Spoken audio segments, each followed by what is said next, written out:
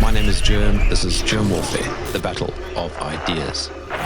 Charles has abandoned us for a few days, so it's just you and me. That's how we're putting it. We're saying that it was, we kicked him off, didn't we? Well, a couple of weeks ago, it was you who abandoned us, so now it's equal. Did I? Yes, there was. Or no, you were late. I think that's what happened. Something to that effect. I can't remember anymore. It was a few weeks ago. I am never late, Jerm. You are always promptly on time, Mike. Thank you. It's impressive how that just tripped off the tongue there. All right. So I was thinking over the weekend about what I wanted to chat to you about. And I know exactly what I have for a long time wanted to chat to you about. And that is a memory lane discussion about UK Column itself. I've never actually spoken about UK Column itself on UK Column. And whenever I talk to people about my show, they go, "What's UK Column?" Which means that there are a lot of people who still don't know the background, where it came from, your arrival, and so on. And then I also would like to know, a few of your highlights and that kind of thing, like the journey. So just for clarity and just for simplicity, tell me how UK Column started. Well, it started in 2006 when Brian and a number of other people felt that they needed to do something about the corruption in the city of Plymouth, where we're based. No, excuse me. Brian had come out of the Navy as a lieutenant commander. Sorry, Jerm. Sorry, you got to edit that. Brian had come out of the Navy as a lieutenant commander and had sort of become part of the business community in Plymouth. He was in the Chamber of Commerce and various other things, and started noticing what he described as corruption.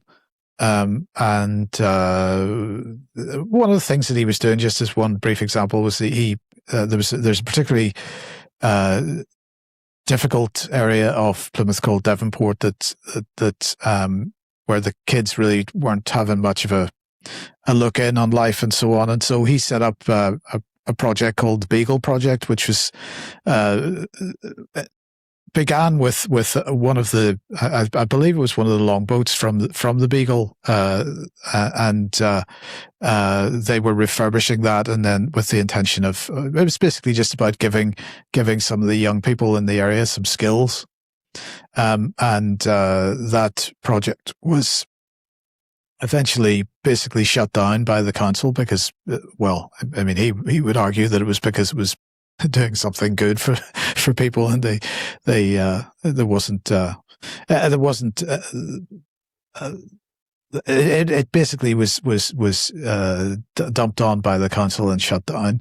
And there were a number of other similar kinds of things that happened at the time. So he and some others started publishing basically what began as an A4 sheet of paper column. Highlighting, well, it was a column of sorts, highlighting some of the corruption in the city, and it was originally called the Devonport Column.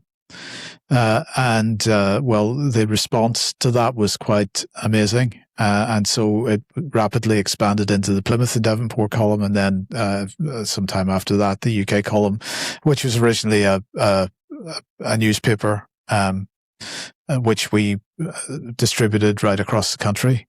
And one of the things that actually it's interesting, one of our early contacts, a guy called Martin Brighton, who is based in Sheffield, he was one of the sort of original contacts that we had, because what Brian was describing that was going on in Plymouth, he was seeing precisely the same types of activities in Sheffield, where he was based. So these are, opposite ends of England, and yet the same kind of activities going on. So it appeared that a lot of this was kind of running on a template, or else there was some kind of centralized direction to what was going on.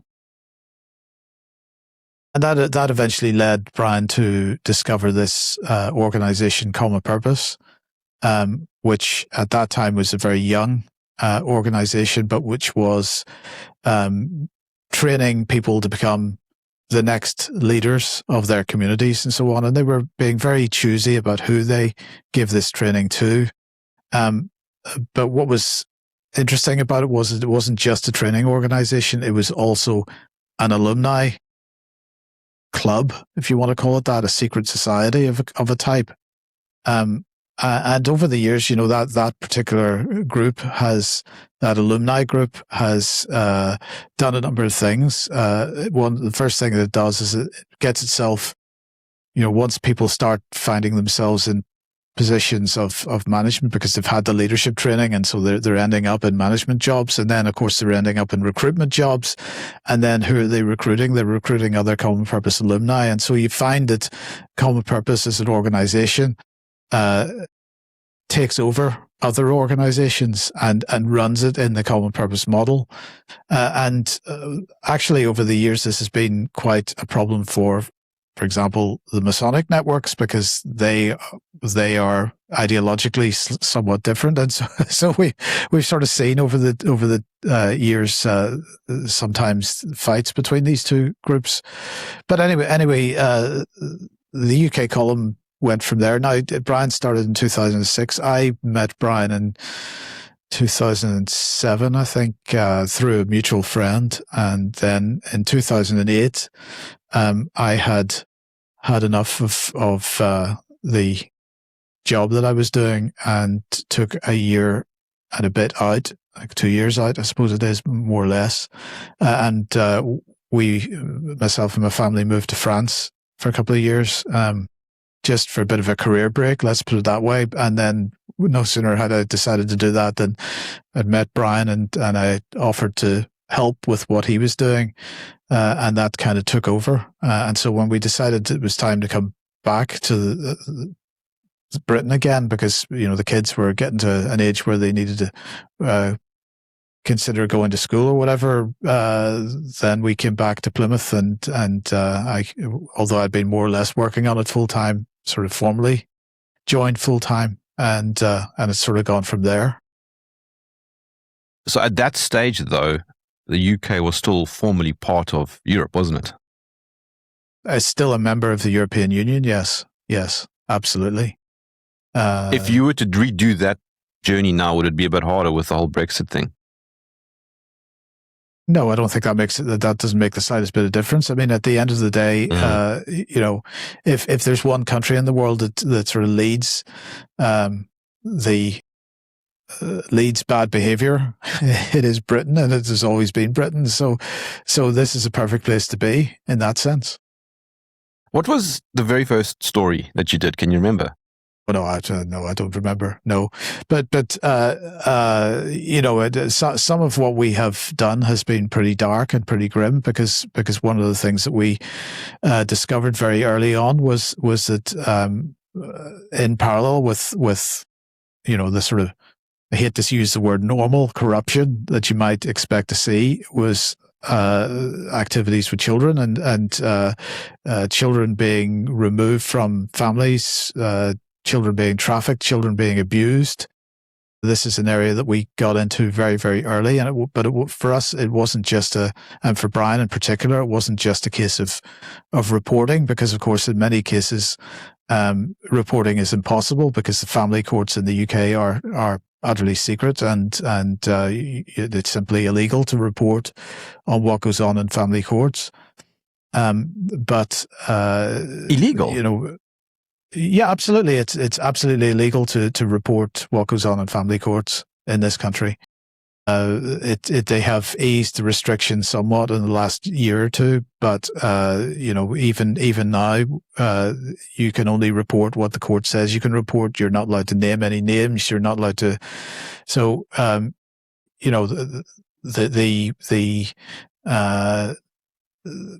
facilitation of the abuse of children has been something which is core to the establishment of this country forever. And it's very, very difficult area to cover.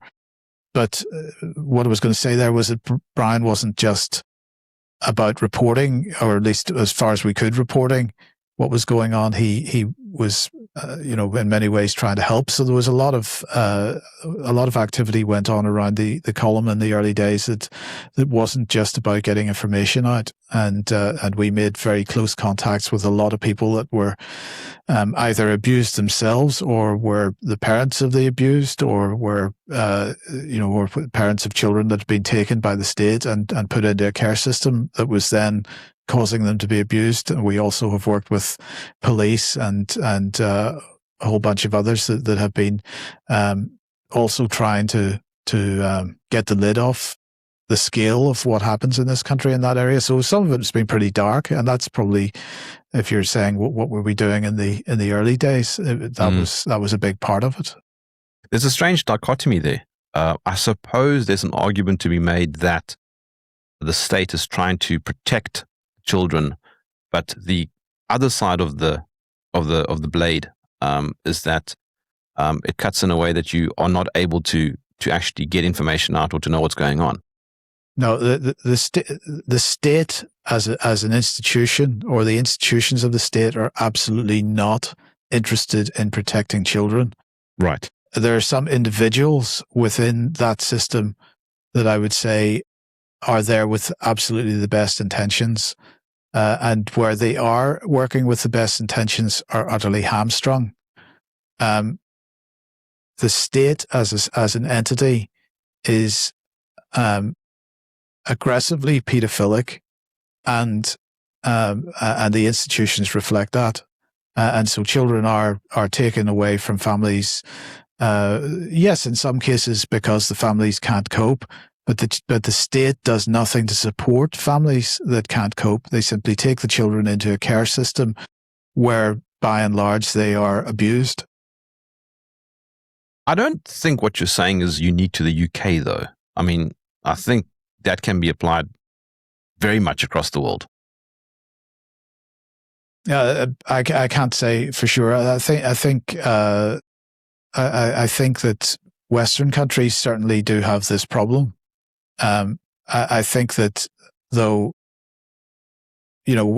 as far as we're concerned, our interest is in trying to deal with what we can deal with, which is this country. And if we can, for example, yes, there was that massive abuse case in Belgium, which absolutely demonstrates your point that this is not something that's limited to the UK.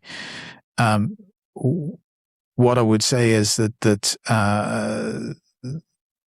in this country, it goes to the heart of the entire establishment of the country, and it goes to the top. So, as we know, it includes royalty, and but indeed, on top of that, it's the fact that it's been going on for so many years, and that there's an acceptance of it, that I find that really problematic. For example, if you remember back in was it the 60s or the 70s, the Profumo affair? I can't remember exactly what year it was. That one of the prostitutes involved in that, Christine Keeler, mentioned in passing in at least one of her books about being at various high society parties at stately homes in this country, and but being there as to provide entertainment for some, but not getting involved with the children. So she was openly talking about that, and yet nothing has ever been done. And in fact, if we think about the efforts to get the lid off parliamentary paedophilia, and how that was viciously shut down by the state with no proper investigation. Even the Jimmy Savile affair, no proper investigation. They close ranks very quickly, and that's certainly something which is a core part of this country. So when you joined, Brian had a very specific vision, or was it still developing at the time? No, it for was UK absolutely Column? still developing at the time, and everything and at that point was being done more or less on a voluntary basis. So that was a hard. It was hard to get the thing going at that point. But it was fun at the same time, because doing things in that way can be challenging, but it's good crack to be punching above our weights in the way that we were. Yeah, I'm just trying to, in my mind, create the illustration of, the reality, the actual human aspect of what you guys are doing at the time. Small Well, at the time, the operation. reality was that we were operating out of an office space that's was very, very small. It was just one room, and then we moved to a slightly bigger place where we had 3 rooms and a kitchen. But that's very important. Coffee. Yeah, absolutely. And then we moved again to a slightly bigger space, although it was certainly not as it wasn't as well fitted out, but it was a bigger space, so it gave us a bit more room for a studio. And then we're in the place we're in now, which is actually quite pleasant to be in. So yeah, go ahead. Yeah, sorry. No, I was going to say, sorry, the reason why I'm having this discussion with you is because this year is the 20th anniversary of UK Column, and I think it's worth celebrating the journey. It's worth celebrating, everything that UK Column has done up to this point. So, from that humble beginning to a slightly bigger operation today is brilliant, particularly in the independent space. Well, and we've got to say a massive thank you to everybody who has helped over the years, because we couldn't have done any of this. I'm not just talking about the original group, which unfortunately most of them are no longer with us. But then there were a significant number of people over the years that came and volunteered and helped. And of course, we got to say a huge thank you to the current membership and the membership for the last, since we actually decided to go slightly more commercial and set up a membership opportunity for people, and which I guess was 2014 or something along those lines. So everybody that supported us since then, we got to say a massive thank you for that, because we absolutely could not be doing this without them. Yeah, this is something that people tend not to understand, is that if you've got no advertising and no sponsors, you have to fund these things in some way or form. And this is where the goodwill of people around the world becomes very important. Yeah, in the early days, I was in the fortunate position that I'd been working for a hedge fund. I had a reasonable amount of savings so that I could rely on for a number of years. And so, we were able to do that on a literal shoestring at that stage, because none of us had to have any kind of income to actually eat. That has changed, and luckily we're in a very fortunate position now that we can take some income out of what we're doing. But we have been very careful with our money over the years, and it has gone into the organization. It hasn't gone into our pockets, and that's why we have Jerm Warfare and Silk and Steel, and we've got a magazine, and we've got the contributors that we have. That it is an amazing platform now, and I'm very proud of what we've actually managed to do in the last 20 years. Could we be doing it better? By a royal mile, we could be doing it better, but we have had to develop ways of working which are absolutely not industry standard in order to make up for the fact that we have always been under-resourced in terms of personnel. And yes, that has in some ways come back to bite us later, because it's made it harder to scale, but we're getting there. And, with everybody's help, we're getting there. So in the first few years when you were part of the team, there was no video yet. No, it was just the newspaper. Right. So it was just a newspaper. Okay. And the newspaper and the website. I think it was 2012, 2013. I can't remember when we started producing some kind of video. Okay, but now that's interesting because, so that's what, over 10 years ago. So it wasn't the easiest thing in the world to create independent video. In those days, it was highly entertaining because it was right at the very beginning of people doing live streaming, and most people at that stage, well, maybe not most people, YouTube. I mean, people were using YouTube. Yeah, but I mean, I don't think YouTube Live even a thing at that point. I can't remember whether YouTube even had the live capability when we originally started, or whether that came later. But yeah, YouTube was a very different beast in those days, and people were, we talk about those days like literally only 10 years ago or so. Well, no, I mean it's 15 years ago, isn't it? Because but in the tech world. In the tech world, things move very fast. For example, we're talking using Riverside, a platform on the internet which allows us to connect and to have a conversation. In those days, the only way that you could have a guest on a program was Skype. That was basically it. And in order to get, there was no Zoom, there was no let's operate this through a web browser. You had to have your Skype guest on a separate computer. You had to take a feed out of that computer and somehow get it into your vision mixing console or whatever it was that we mean. In those days, we were using a German product originally called Boinks TV, which is now called Memo Live or something, and then we moved on to Wirecast, and then we moved on to vMix. But just to give an example, Skype in those days had really major problems with audio and video sync. So we had to actually take the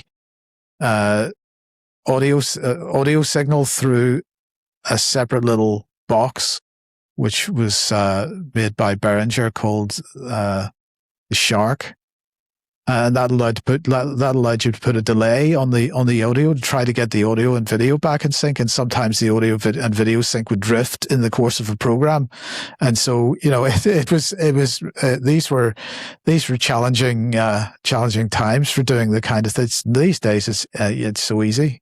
Was it worth it, though, to have a conversation like this? Was it worth all the effort for video? I mean, podcasting already was going on at the time, but it was just, audio. Was it worth it?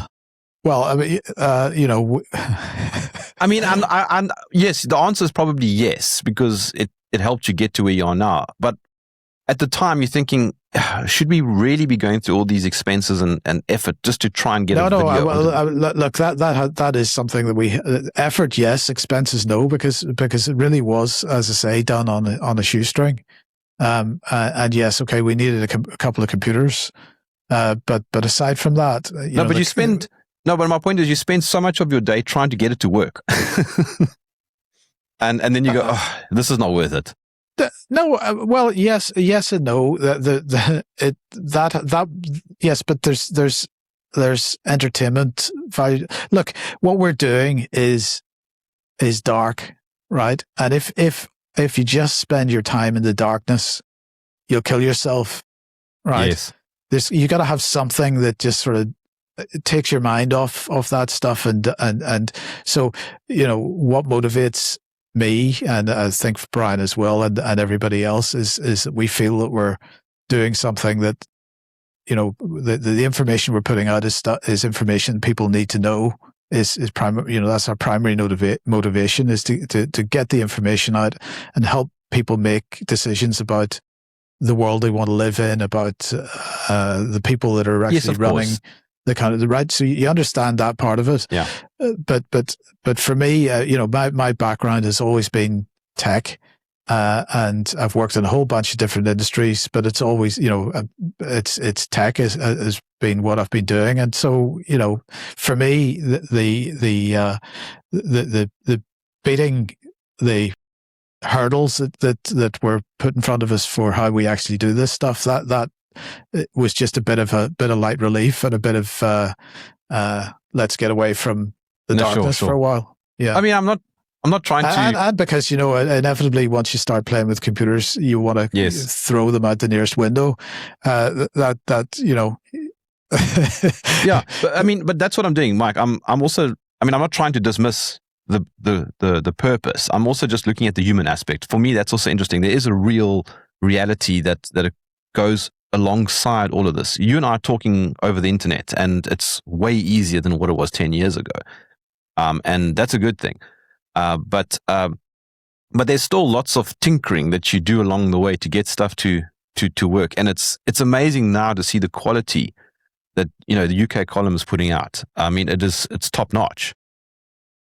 Audiovisual stuff is one of those areas that in those days, and in fact, even before that, I was involved in an office refurbishment project that needed, AV suites and meeting rooms and stuff like this, and it was quite incredible to me that there's at that time there was almost no information about how all this stuff went together. You basically had to go to, a major supplier of this kind of equipment, who of course was selling you the most profitable vendors that they could possibly. Right, there was basically no information that would allow people to work out how this stuff goes together without spending money, seeing whether it works, discovering it doesn't, having to spend more money, and trying again, and so on. And actually, in the early days of this, there was when I started building the studio with the column and so on, it was quite similar. But even in those days, there was one YouTube channel called Studio Tech where they were doing a lot of this stuff, and that became sort of regular watching for me because that was giving clues. But nothing like these days when you can find out, how do you run a green screen? How do you do this? How do you do that? The information is everywhere. It's still not easy because it's still very easy to end up buying something that isn't compatible with the next thing. And so, it is quite easy to end up losing money in that sense. But it's a lot easier to be able to understand how stuff goes together now because so many people are talking about it on YouTube in particular.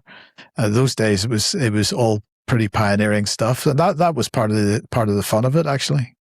For me, I love the independence of it. I love the fact that you don't have to rely on YouTube and Rumble, etc.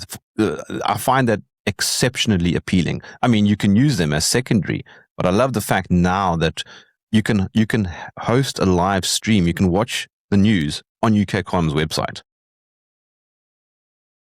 That's true, but we're still reliant on a service to do that. And yeah, that service is not YouTube, but we're still reliant on a service to do that. And one of when YouTube kicked us off in 2021, whatever it was, and at the same time, well, in fact, I think we were using Vimeo at that point for live streaming. Oof, that's not good. They censor, seriously. Vimeo at that stage was actually very good, and and their reliability was very good, and their cost was not expensive. Now they censored me. Well, I'm coming on to that. What happened was, if you remember, we covered a story of a woman whose husband had ended up with Guillain-Barré syndrome, which is like he ended up it was temporarily, thank goodness for him, with as effectively a quadriplegic because of the AstraZeneca, I think it was, injection. And YouTube immediately shut the channel down when we recorded an interview with her and put that out. Now, Vimeo had already been at the point of saying to us, well, actually, you're in the top sort of 1% of people live streaming on our platform in terms of the bandwidth that we were using. So because we were putting out programs more or less every day, and because of the number of people that were watching the programs, they suddenly got very upset that we were costing them too much. Because the Vimeo's pricing model was based on the idea that, some people would be using quite a bit, but other people would be using absolutely nothing. So it would balance out in the end. In fact, they found that the sort of top 1 or 2% of users were using way more than the other lot were paying for. So they were already, even before they decided to kick us off, were already in discussions with us about turning our sort of monthly fee for using Vimeo from, I can't remember what it was, 200 a month to being 2,000 a month or something like this. So Vimeo was going to go. But the fact is, at about the same time, Vimeo and YouTube disappeared immediately. And as a result, in terms of free or nearly free live streaming, that every option was gone immediately that could cope with the kind of audience that we had at the time. So we had to find more commercial entities to work with, and we have at the moment with Boxcast, which and Boxcast, they're very, very good, and they the reason I knew about them was because they were giving service to churches, I think. No, yes, but no, it was Children's Health Defence were using Boxcast, and so I had some inkling that they were not going to censor us on the basis of the COVID narratives and so on. So we had a conversation with them. We agreed what we were going to do, and we've been with them, and they have been excellent, actually. So can't complain at all. But it's a segue, but that's actually a silver lining, because when these big corporations like YouTube, etc., Vimeo censor, it does create a drive to counter that, and so you'll end up with very interesting alternatives that will go, well, hold on, use us, and we're not going to censor. Yes, but as I said on this program before, Jerm, the downside to that is that you end up with what's, basically a protest pen. So you end up with a platform where certain voices go, and that platform then gets a reputation for having those certain voices. So if you're not inclined to come across or to want to watch those voices, then you won't go to that platform at all. So, the reason that I think YouTube is important is because, people do have the opportunity to find content that they wouldn't otherwise find. And the fact of the matter is that even at this stage, 20 years later, there are still way too many people that have no idea what the column is. I mean, that's why you've started this conversation today. Yeah. Exactly. Right. A couple of points was the first point to make is, despite the fact, every single news program and despite the fact on every single video we put out, we have ukcolumn.org labeled there somewhere. In other words, guys, we have a website. Come and look at the website. Whenever we got kicked off YouTube, so many people never found us again. And then when we came back on YouTube, they said, "Oh, we didn't know you were still around. We thought you'd gone." And that our policy, our strategy has always been to put the website first, because that is something home. Which that is the home, and that's not going to go right. So even if just one example. Common purpose, we set up a website called cpexposed.com. This is back in, it already existed before I joined, but I updated it and rebuilt it and so on. And we put the common purpose alumni database as it existed at that time online, because somebody inside the organization had managed to get a copy of it to us. And that was at that stage a really massively important resource for people.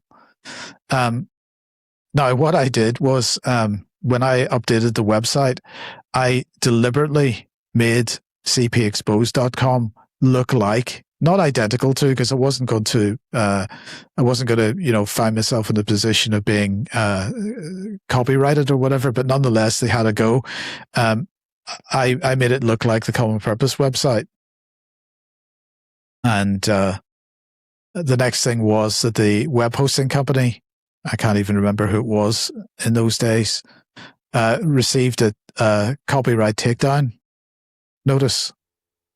And before we knew it, the website was down.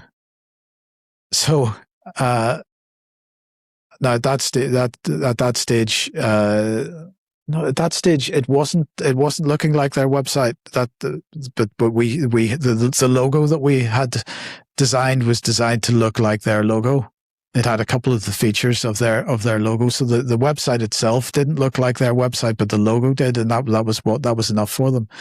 Anyway, we eventually found a UK-based web host, and I said to a small business, sort of run by a handful of people, and I said to the main guy, look, this is what's happened. If you receive a similar takedown request, if we host this site with you and you receive a similar takedown request, are you going to comply with it? And he said, well, so long, I'm not going to go to court for you, but so long as it stays out of court, I'm not going to. And I said, well, that's good enough for me. So when the site came back, not only did we keep the same logo, it didn't say Common Purpose, obviously, it said Common Purpose Exposed, but it had the same colors and this kind of thing. But the entire website now looked much more like their website, and this annoyed them greatly. And they did indeed send a takedown request to the new web host, and he basically told them to go away. So that has that was a success, and from that point of view, but that website's still there, and people can go along and look at it. We've done a couple of things that have been similar since then. One was the Yellow Card website, where basically we said, well, hold on a second. We know that people are supposed to be reporting adverse reactions to the COVID jabs, to the Yellow Card system. I remember this. Right? But where is that information? Where do we find that? And it turned out that the MHRA, that's the regulator, the medicines regulator in the UK, was publishing these very opaque spreadsheets. So yes, they were publishing the data, but they were coming out in the form of a PDF file as a bunch of tables that just listed stuff. And so it was impossible to understand the scale of particular types of reactions and so on. And we said, right, this is no good.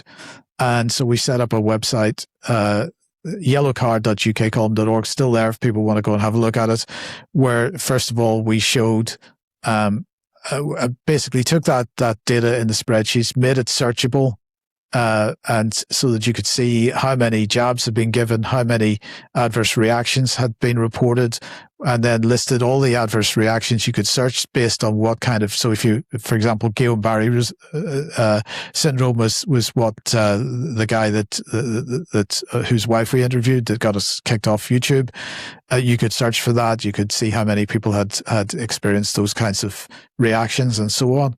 And then the other one that we did that we thought was important because of the war agenda was where was the Foreign Commonwealth and Development Office spending their money?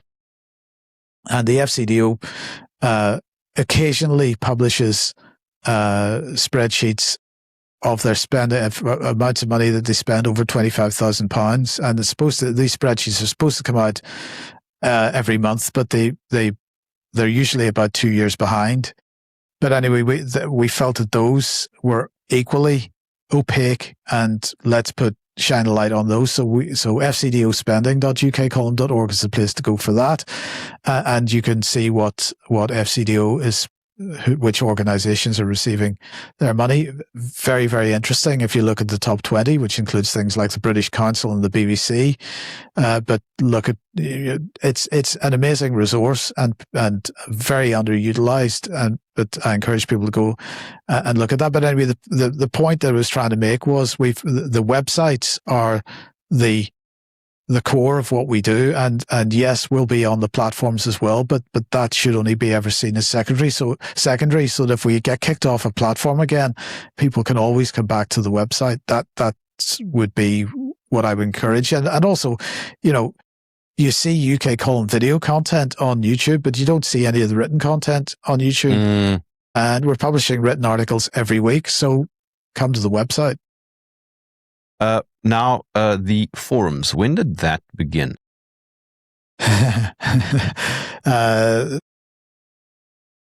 Basically 2008, basically when I started, there was a forum. The forums were quite big. I remember in those years, like online forums were the big thing. The forums...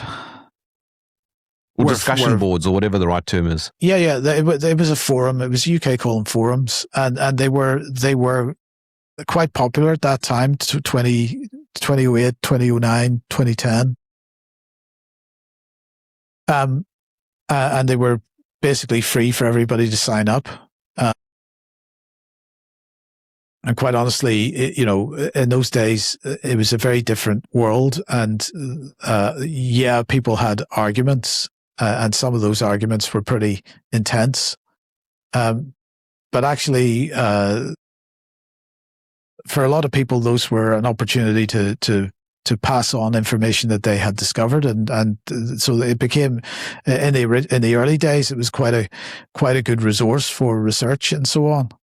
All that research is pretty much out of date at this stage. But anyway, there was, the issue of people fighting each other in the forums is one which has always been there, and of course, when a big spat would kick off, that would result in dozens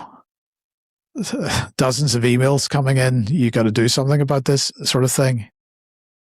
And even in those days, of course, there was, as an organization running a forum, there was no way to win.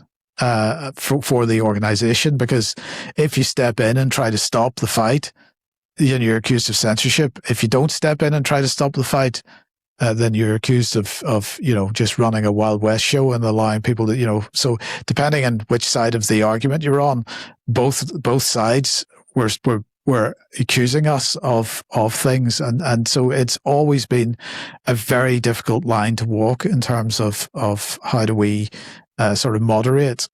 And our position has been, in general, that we don't moderate until such times as things become personal, and we just will not,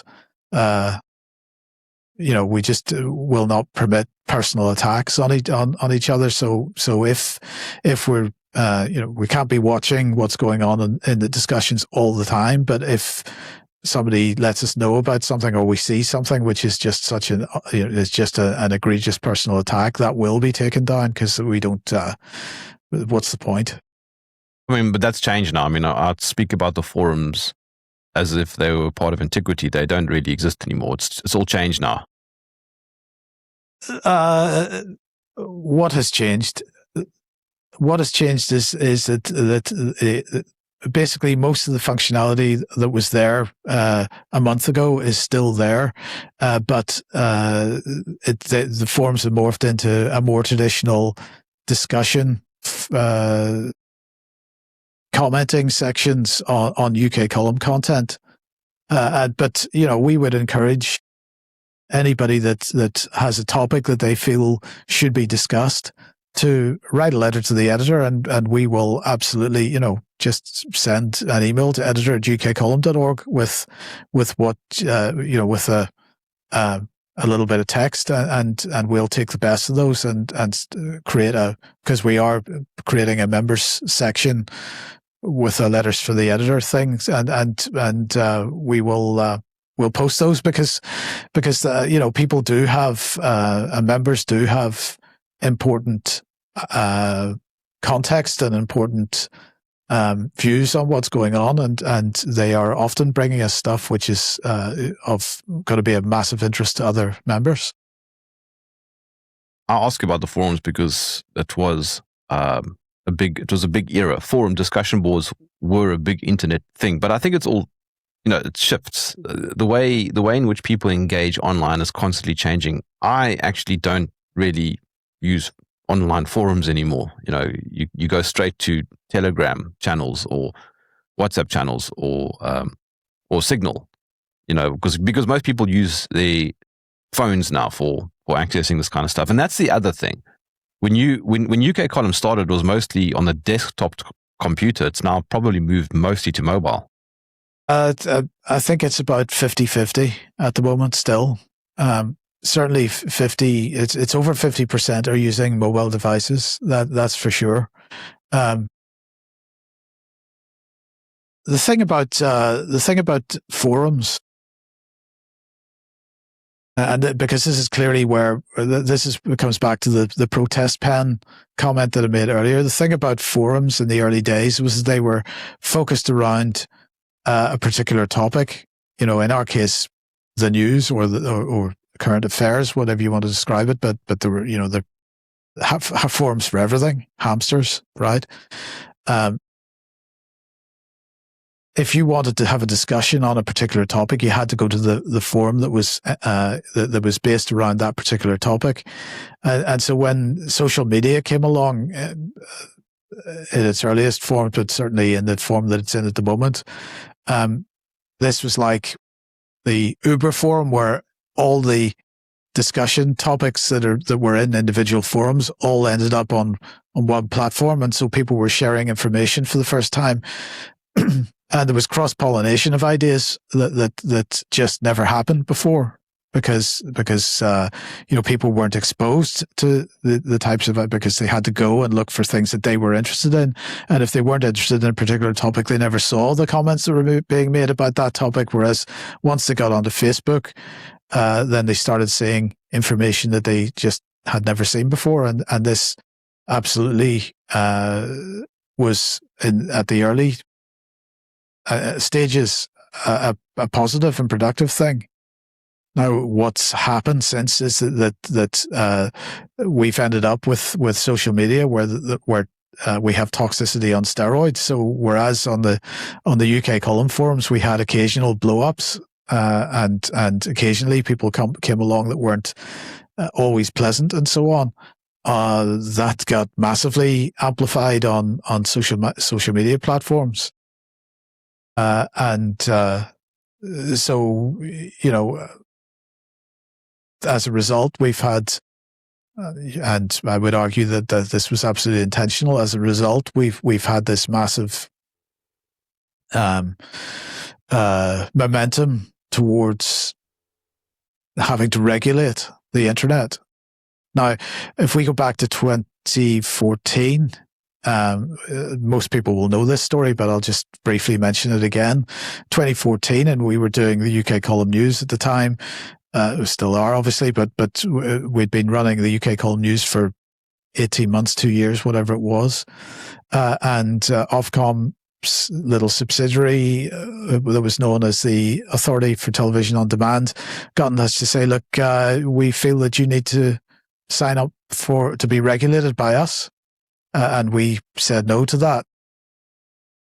But the point was that the guy, Peter Johnson was his name, I think, the guy who's running that organization had said at that stage in 2014 that his intention was to regulate the whole internet. So this is something that had been building for 10 years before we got the Online Safety Act. But in order to justify the Online Safety Act, we had to get to a point where the Wild West nature of social media had got to such a height that people were genuinely willing to demand that things were sorted out and dealt with. And so that's why we're at this point. Now, where does UK Column go to from here?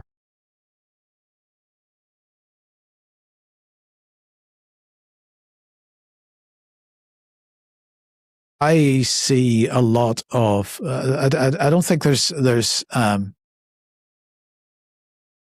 I don't think there needs to be a sort of idea of where we go to at this stage. At this stage, we just need to be at the let's keep going stage, because particularly since October 2023, there have been a lot of people that are just getting overwhelmed by the speed and the acceleration in events and the sheer darkness and scariness of what's going on in the world, and they're leaving the fight. And so, and I'm hearing this from people right across the independent media sphere, that the Israel-Palestine issue was such a divisive issue that they have seen audiences half. Now, I'm not happy to say it, but I'll say it. That absolutely happened to us. Half our audience just disappeared within a few months. And that has been particularly challenging for a host of different reasons. I think the ground's shifting on that, and I think we're seeing a lot of people coming back. And you see, this is a common feature of our lives. We make progress, and then something happens, and people are people have an expectation that if they're going to support an organization, they've got to agree with absolutely everything that organization says or does. And I think the chances of that, the chances of that any audience is going to agree with what any organization says or does all the time is just untenable. It's just ridiculous. It's not possible, right? But people have a tendency to say, right, well, you said something I disagree with, and therefore that's it. I'm cancelling my membership. And this is part of the challenge of what we're doing, is to say, well, look, guys, if you support what we're doing, we do need your support. So please support us. Now, you're not going to agree with us on everything. And there are a number of topics where Jerm, you and I know how much pushback there is on. But if you feel that we're doing generally the right thing or a good job, then we absolutely need that support. Now, in the past, we've seen people get annoyed with us on a particular thing and they go away. They often come back again after a period of time. And I think we're starting to see that a little bit with the Israel-Palestine thing as that issue continues. We're starting to see people come back, or maybe it's a new audience. I don't know, but we're doing a little bit better on that score at the moment, or at least we're seeing membership grow again, and that's positive. But the fact of the matter is, just surviving is a success, because this is a massively challenging environment we're in at the moment. We are in an information war. We are being attacked as an organization, never mind what the state is doing. So, as far as I'm concerned, this is a period of consolidation. Now, we have at the same time expanded what we're doing with your program, with Carl's program, with Jake Fern's program, with the magazine. And so that absolutely, there are massive positives that have come out of the last 2 or 3 years, but the environment is massively challenging, and we absolutely need people to stick with it. Just quickly, I was wanting to ask you earlier and I forgot. You were talking about the importance of YouTube. And I remember a number of years ago when people still bought CDs. And I remember going into CD stores, and at that stage, I was very much into Christian rock, Christian metal, that kind of stuff. And I would deliberately go to that section. Now, you could see that as the parallel in going to a website that is for a specific type of media, as opposed to YouTube, which covers everything. Do you not think there's also a space for the what's the word, the targeted media? But I'm not saying there is no space for it. We are uploading to Rumble just as much as we are uploading to YouTube. I think there is a danger in people. I hate to use this term because it's used so often by people that I fundamentally disagree with. But the fact of the matter is, we should not be existing in an echo chamber, because that, if we find ourselves just going off track a little bit, and we only ever spend time amongst other people that are just off track a little bit, that we head in the wrong direction at that point. We have to be challenging our belief systems every single day. In my opinion, we've got to be challenging everything that we believe, and that means exposing ourselves to other points of view and being willing to experience is pain the right word? But that feeling that you have when somebody says something that you just fundamentally disagree with. And in my opinion, you've got to be absolutely questioning whether that person is right or wrong, because it's too easy to just